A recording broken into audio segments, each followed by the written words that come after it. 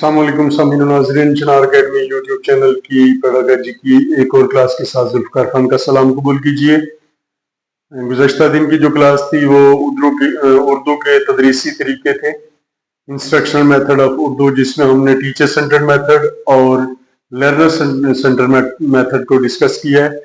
आज हम जो हमारा टॉपिक है वो वही है, और आज हम जिस मेथड को डिस्कस करेंगे वो है एक्टिविटी बेस्ड लर्निंग। सरगर्मी पर मबनी जो तरीका है इसको हम डिस्कस करेंगे। अब इसमें जो सबसे पहला तरीका है, चूंकि एक्टिविटी से मुराद ये है कि बच्चों से ऐसी सरगर्मी करवाना कि जिसके करने के बाद बच्चा इस काबिल हो जाता है कि वो जो सरगर्मी जो काम उससे करवाया जाता है वो उसके बाद सीखना शुरू कर जाता है और वो तेजी से सीखता है। तो इसमें जो सबसे पहला तरीका है वो ये है कि खेल के जरिए कि बच्चों को आप खेल में शामिल करते हैं, खेल करवाते हैं उससे। उसमें बच्चों के लिए आप कोई नज़में उनसे पढ़वाते हैं। उसके बाद उनसे कोई छोटे मोटे खेल जो होते हैं वो सर्कल का भी हो सकता है, वो एक दूसरे के पीछे छुपने का हो सकता है, तस्वीरों के जरिए पढ़ाना। और अगर आपने उनको गिनती सिखानी है तो गिनती के लिए आप जो है वो लूडो का इस्तेमाल भी कर सकते हैं, क्योंकि लूडो के ऊपर 1 से 6 तक गिनती भी लिखी होती है।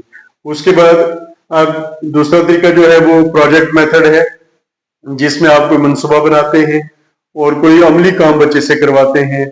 और उसमें आप ये भी कर सकते हैं कि उनको आप मतलब कोई ऐसी चीज आप दे सकते हैं जिसमें अपना जो गांव है या जो आपका मोहल्ला है उसका आप उनसे मॉडल बनवा सकते हैं।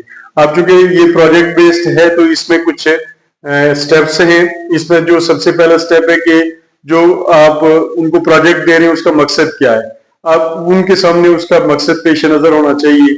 फिर उसके बाद उस मकसद के बाद फिर उसका एक मंसूबा वो बच्चा जो है वो डिजाइन करता है, मंसूबा बनाता है, और फिर उस मंसूबे के ऊपर बच्चे से काम करवाया जाता है, अमल करवाया जाता है। और फिर जब वो काम कंप्लीट हो जाता है तो फिर उसके बाद उस काम का जायजा लिया जाता है कि कौन कौन से एरियाज के अंदर क्या क्या चीजें, क्या क्या कमी रह गई थी, जिसको आइंदा जो नेक्स्ट कोई प्रोजेक्ट है तो उसमें किस तरीके से बेहतर किया जा सकता है। उसके बाद जो तीसरा तरीका है वो कहानी का तरीका। अब चूंकि बुनियादी तौर पर हम जब बचपन में कोई चीज को कहानी अपने दादी से या अपनी नानी से सुनते हैं या कहीं से भी कोई कहानी हमें सुनाई जाती है तो वो कहानी हमें याद रहती है, और वो यूं समझ लें कि हमारी अगर एज 70-80 साल, 90 साल, 100 साल है, फिर भी हमें वो बचपन की वो कहानियां याद रहती हैं। अब इसमें कहानी इसलिए याद रहती है कि वो उसमें बच्चा इंटरेस्ट लेके वो सुनता है और उसको वो चीज जो है उसकी मेमोरी में महफूज हो जाती है।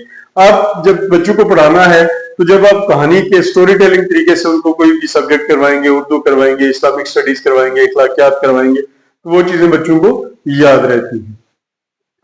अब उसमें जो जदीद तरीके हैं, जो इंग्लिश इंस्ट्रक्शनल मेथड हैं, वही चीजें यहाँ भी लागू होती हैं, जिसको हम पहले इंग्लिश के हवाले से डिस्कस कर चुके हैं, जिसमें content, language and integrated learning है, टास्क बेस्ड लर्निंग है, फ्लिप्ड क्लासरूम है और लैंग्वेज अक्रॉस करिकुलम है, जिसके ऊपर हम ऑलरेडी इंग्लिश के जो लेक्चर्स थे उसमें हम इन चीजों को डिस्कस कर चुके हैं।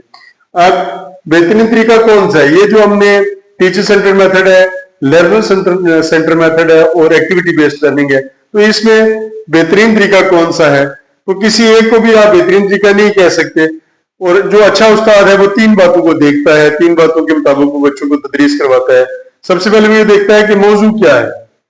अगर कोई नजरिया है, कोई सोच है, कोई फिक्र है, तो उसके ऊपर लेक्चर जो है वो बेहतर तरीका है लेक्चर का।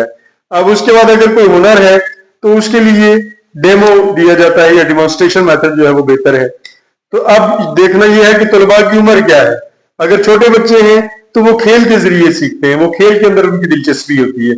जबकि अगर बच्चे बड़े हैं तो फिर उनके दरमियान डिस्कशन का तरीकाकार उनको सीखने में ज्यादा मावन साबित होता है। उसके बाद मकसद क्या है, क्योंकि कोई भी काम बगैर मकसद के नहीं किया जाता। तो अगर बच्चों से इसी तरीके से जब हम बच्चों को पढ़ाते हैं तो याद करवाना है तो हम उसको तकरार करवाते हैं, रेपिटिशन होती है। जिस तरीके से कुरान मजीद को हिफ्ज किया जाता है वो बार बार रेपिटिशन के जरिए होता है। और अगर किसी को कोई चीज समझाना है तो उसके लिए एक्टिविटी जो है वो बच्चों को करवाई जाती है और वो चीजों को समझ जाते हैं। तो यूं हमने इंस्ट्रक्शन मेथड ऑफ उर्दू जो थी उसके जो 3 इंपॉर्टेंट जो मेथड्स थे, teacher centred method, learner method और एक्टिविटी बेस्ड लर्निंग।